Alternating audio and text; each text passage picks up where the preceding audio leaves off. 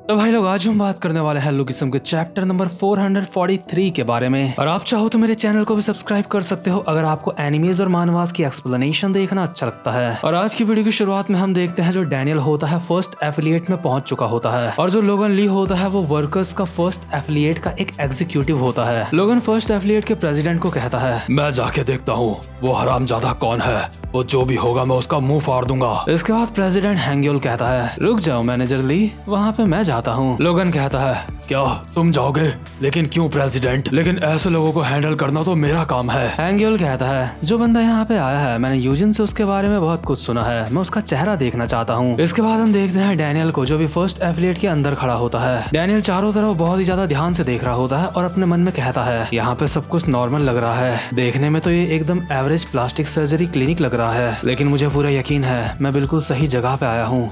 लेकिन अगर ऐसी बात है तो जिन्यूंग पार्क कहाँ है? वो मुझे दिखाई नहीं दे रहा है। इतने में यहाँ पे हैंग्योल आता है और डैनियल को कहता है, तो तुम डैनियल पार्क हो, है ना? जैसे तुम फोटो में दिखते हो तुम उससे अलग दिख रहे हो अभी, तुम्हारा चेहरा कितना ज्यादा कमाल का है। और हैंग्योल अपना हाथ बढ़ाता है डैनियल की तरफ उससे हाथ मिलाने के लिए। इसी दौरान डैनियल हैंग्योल के हाथ की वर्कर्स की रिंग भी देख लेता है और अपने मन में सोच रहा होता है, आखिर ये कौन है? इसने तो वर्कर्स की रिंग पहनी है। अच्छा मुझे समझ आ गया यहाँ पे क्या चल रहा है। डैनियल अभी हैंग्योल से हाथ नहीं मिलाता और कहता है, आखिर तुम कौन हो? लेकिन हैंग्योल अब भी डैनियल को बोल रहा होता है, हेलो, तुमसे मिलकर बहुत ज्यादा अच्छा लगा, मैं हूँ ग्रीन प्लास्टिक सर्जरी से हैंग्योल बेक। डैनियल कहता है, और साथ ही साथ में वर्कर्स के फर्स्ट एफिलिएट का प्रेसिडेंट भी है ना? हैंग्योल कहता है, हाँ तुमने बिल्कुल सही कहा, मेरे पास इस बात को छुपाने का कोई भी रीजन नहीं है। डैनियल कहता है, मैंने सुना है वर्कर्स में प्लेटिनियम बैच माइनर्स को दिया जाता है, इसका मतलब तू भी एक माइनर है, और आखिर एक माइनर डॉक्टर कैसे बन गया? डैनियल क्योंकि अभी हैंग्योल से हाथ नहीं मिला रहा होता इसलिए हैंग्योल अपना हाथ पीछे खींच लेता है और कहता है,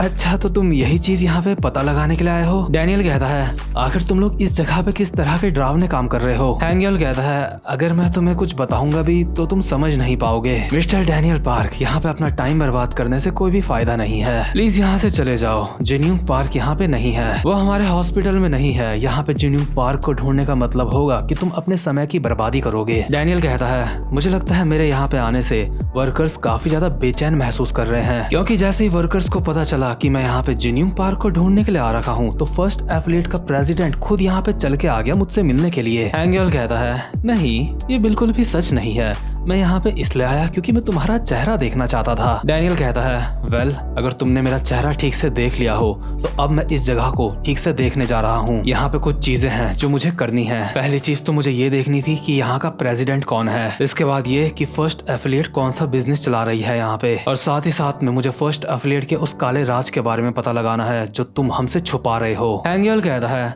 अच्छा तो ऐसी बात है, मैंने यूजिन से तुम्हारे बारे में बहुत कुछ सुना था। मैंने सुना था कैसे तुमने यूजिन की जिंदगी को नर्क बना के रखा है, साथ ही साथ में वर्कर्स को तुम्हारी वजह से कितना ज्यादा नुकसान सहना पड़ा है। लेकिन तुम्हें बता दूं, ये बस एक नॉर्मल प्लास्टिक सर्जरी क्लिनिक है, यहाँ पे तुम्हें कुछ भी नहीं मिलने वाला। इस जगह का कोई भी काला राज नहीं है जिसको तुम ढूंढ रहे हो। और चलो अगर तुम्हारी बात मान भी लेते हैं कि कोई काला राज होगा इस जगह का, तो ऐसे में वो कोई ऐसी चीज नहीं होगी जिसको कोई एक इंसान हैंडल कर सकता है। डैनियल कहता है, मैंने सुना था फर्स्ट एफिलिएट बाकियों से ज्यादा स्पेशल है, शायद तुम लोग बाकियों से ज्यादा स्पेशल हो, इसीलिए मुझे तेरे अंदर इतना ज्यादा कॉन्फिडेंस नजर आ रहा है। चल देखते हैं आखिर तेरे चेहरे पे ये कॉन्फिडेंस कब तक रहता है। हैंग्योल एक स्माइल के साथ कहता है, बिल्कुल जैसा मैंने सोचा था, यूजिन ने बिल्कुल सही कहा था, लगता है तुझे इलाज की जरूरत है, तू ऐसे नहीं मानने वाला। और ये कह के हैंग्योल यहाँ से चला जाता है। लेकिन तभी डैनियल के सामने यहाँ पे दो लड़कियां आती हैं और इनमें से एक होती है हान्युल, और हान्युल का एक नाम जोई भी है, तो आप इसमें कंफ्यूज मत होना, जोई और हान्युल एक ही हैं। हान्युल अभी डैनियल को देख के काफी हैरान होती है और कहती है,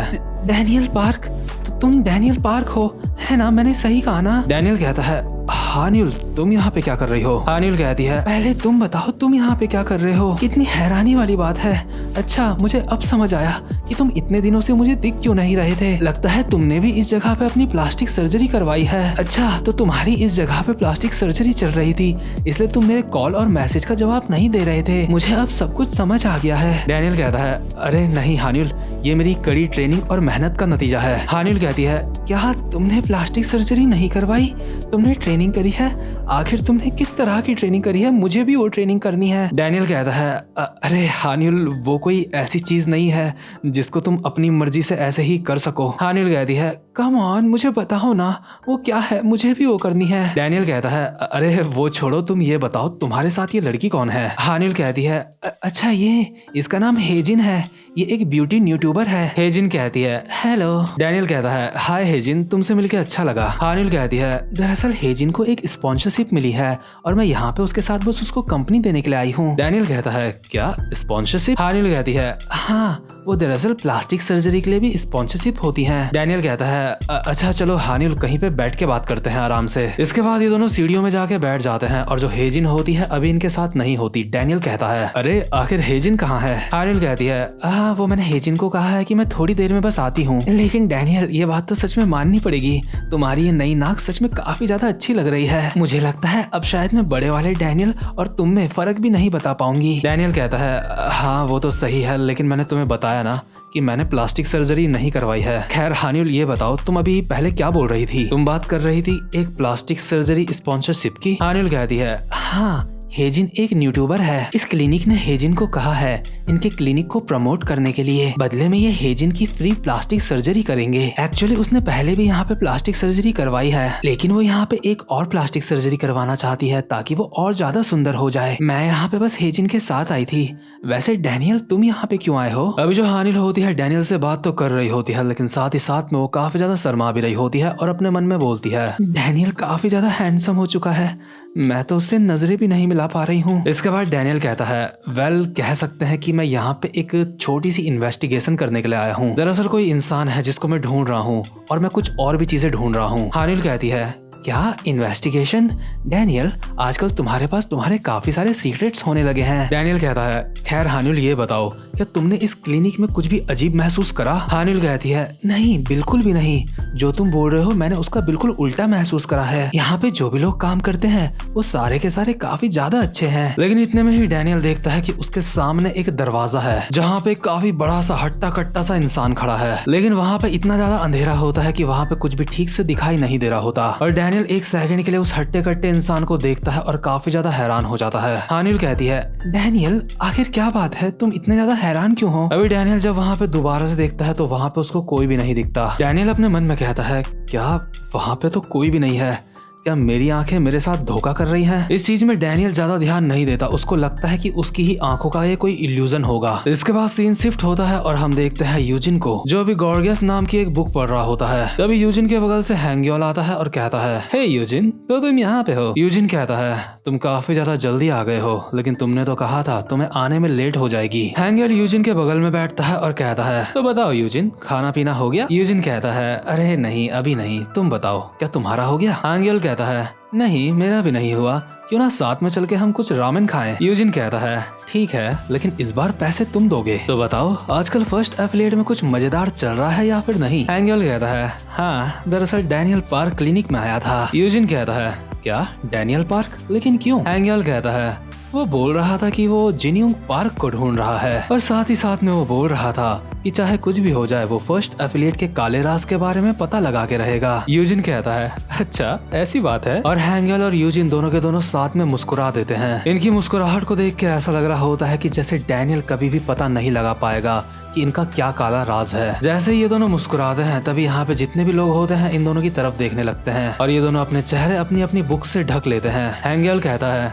क्या फर्स्ट एफिलिएट का कोई डार्क सीक्रेट भी है? मेरे लिए तो ये नई बात है। यूजिन कहता है हाँ तुमने बिल्कुल सही कहा, उम्मीद करता हूँ कि अगर फर्स्ट एफिलिएट का कोई डार्क सीक्रेट होगा तो वो उसको मिल जाएगा। वैसे भी जो फर्स्ट एफिलिएट का डार्क सीक्रेट है वो कोई सीक्रेट नहीं है। खैर हैंग्योल जो भी हो वो डैनियल पार्क है, इसलिए हमें लापरवाह नहीं होना चाहिए। हैंग्योल कहता है हाँ मुझे पता है, इसलिए तुमने फिफ्थ एफिलिएट को हमारी मदद करने के लिए भेजा है। यूजिन कहता है हाँ मैं सोच रहा हूँ कि मैं फर्स्ट एफिलिएट में और कॉम्बैट पावर को ऐड कर दूं। हैंग्योल कहता है क्या तुम्हारे पास और बंदे हैं वहाँ पे भेजने के लिए? यूजिन कहता है हाँ मेरे पास कुछ ऐसे फाइटर्स हैं जो अभी कुछ भी नहीं कर रहे हैं। हैंग्योल कहता है क्या ऐसे फाइटर जो कुछ भी नहीं कर रहे हैं? यूजिन कहता है हाँ जैसे कि व्हाइट टाइगर की शेरा सिन। मैं सोच रहा हूँ कि शेरा सिन की टीम को भी मैं फर्स्ट एफिलिएट में ज्वाइन करवा दूं। हैंगयोल कहता है, यूजिन तुम्हारा बहुत बहुत शुक्रिया, लेकिन मुझे नहीं लगता कि हमें कभी भी सेरा की टीम की जरूरत पड़ने वाली है। वैसे भी फर्स्ट एफिलिएट अपना आप में ही काफी ज्यादा केपेबल है। इसके बाद सीन शिफ्ट होता है और हम देखते हैं यूथ कंस्ट्रक्शन का सीन, जो कि डैनियल लोगों का अड्डा होता है। अभी डैनियल यहाँ पे बैठा हुआ होता है और अपने साथ के बंदों को बोल रहा होता है, मैं वहाँ गया था, मुझे वहाँ पे कोई भी काला राज नहीं मिला उनका। मैं उस प्लास्टिक सर्जरी क्लिनिक में पूरे दिन घूमता रहा। मैंने बिल्डिंग के अंदर और बिल्डिंग के बाहर दोनों जगह छान मारा, लेकिन मुझे कुछ भी नहीं मिला। मुझे ऐसा कुछ भी नहीं मिला जिससे हमें पता चल सके कि वो हमसे कुछ छुपा रहे हैं। और ऑफ कोर्स मुझे जिन्यूंग पार्क भी वहाँ पे नहीं मिला। वहाँ की जो सीढ़ियाँ थी मैंने उसकी भी ठीक से छानबीन करी, ये सोच के कि कहीं वो भी फोर्थ एफिलिएट की तरह ना हो। मैंने देखने की कोशिश करी कि वहाँ पे कोई हिडन जगह तो नहीं है जैसे कि और एफिलिएट में थी, लेकिन मुझे वहाँ पे ऐसा कुछ भी नजर नहीं आया। वहाँ पे थर्ड एफिलिएट की तरह कोई रोटेटिंग रूम भी नहीं है। मुझे वहाँ पे ऐसा कुछ भी नहीं मिला जिससे मैं उन लोगों के ऊपर शक कर सकूं। जैक कहता है, तो इसका मतलब फर्स्ट एफिलिएट बाकियों से अलग है। क्या तुम्हें वहाँ पे कोई ऐसा इंसान भी नहीं दिखा जिसके ऊपर तुम्हें शक हो? डैनियल कहता है, क्या जिसके ऊपर शक हो मुझे? इसके बाद डैनियल को याद आता है कि उसने अंधेरे में एक बड़े से इंसान की परछाई देखी थी, लेकिन डैनियल को अब भी लग रहा होता है कि वो उसका एक इल्यूजन था। इसलिए डैनियल अपनी मुंडी नीचे करके कहता है, लगता है फर्स्ट एफिलिएट को हराना इतना आसान नहीं होगा। वास्को कहता है, हाँ तुमने बिल्कुल सही कहा, यूजिन फर्स्ट एफिलिएट को बचाने के लिए कुछ भी कर देगा, वो हर चीज दांव पे लगा देगा अपनी। जैक कहता है, वो कमाल है, वास्को भी सोचता है। डैनियल कहता है, वास्को बिल्कुल सही कह रहा है, यूजिन ने जरूर फर्स्ट एफिलिएट में बाकी के एफिलिएट से मदद भेजी होगी, और इसका मतलब ये है कि एली जैंग जरूर फर्स्ट एफिलिएट में होगा वहाँ पे फर्स्ट एफिलिएट की रक्षा करने के लिए। और अभी जो हडसन होता है वो भी डैनियल लोगों के साथ मौजूद होता है, जो कि सिर्फ और सिर्फ एली से फाइट करने के लिए डैनियल लोगों की गैंग में शामिल हुआ है। डैनियल कहता है, हम तो ये भी नहीं जानते कि फर्स्ट एफिलिएट खुद में कितनी ज्यादा ताकतवर है, ऊपर से वर्कर्स ने वहाँ पे और ज्यादा मदद भेज दी है। इस समय फर्स्ट एफिलिएट की कॉम्बैट पावर काफी ज्यादा हो चुकी होगी। इसका मतलब ये है कि हमें भी अपनी कॉम्बैट पावर को बढ़ाना होगा। जैक कहता है, क्या कॉम्बैट पावर? लेकिन वो हम कैसे बढ़ाएंगे? डैनियल कहता है, जब हमने वर्कर्स के ऊपर अटैक करा था तो उस समय हमारी मदद एक बंदे ने करी थी। जैक कहता है, कहीं तुम्हारा मतलब? डैनियल कहता है, हाँ तुमने बिल्कुल सही कहा, जिसने हमारी सेकंड एफिलिएट में मदद करी थी, जियोनलियांग का मास्टर विंजिन। इसके बाद हम देखते हैं विंजिन को, जो आराम से बैठ के गाने सुन रहा होता है, और वहीं डैनियल के मुंह से विंजिन का नाम सुन के जो जैक लोग होते हैं काफी ज्यादा हैरान होते हैं। ये लोग हैरान हो गए डैनियल को कहते हैं, क्या उस हरामजादे को तुम हमारी गैंग में शामिल करना चाहते हो? डैनियल, मुझे वो पसंद नहीं है, वो ड्यूक को परेशान करता है। और डैनियल अपने मन में सोच रहा होता है, अगर हम विंजिन को अपनी गैंग में शामिल कर लेते हैं तो इससे भी कुछ भी बदलने वाला नहीं है, क्योंकि हम तब तक फर्स्ट एफिलिएट में अटैक नहीं कर सकते जब तक हमें उनके काले राज का पता नहीं चल जाता। पिछली बार मैं उन लोगों के काले राज के बारे में आसानी से पता लगा पाया था, क्योंकि उस वक्त मेरे पास मेरी 2 बॉडीज थी। डैनियल हल्की सी आवाज में खुद से ही कहता है, वो जो बॉडी उनके पास है, अगर वो उठ जाती तो हमारा काम काफी ज्यादा आसान हो सकता था, हमें उनके सीक्रेट के बारे में पता चल सकता था। अभी ऐसा कोई भी नहीं है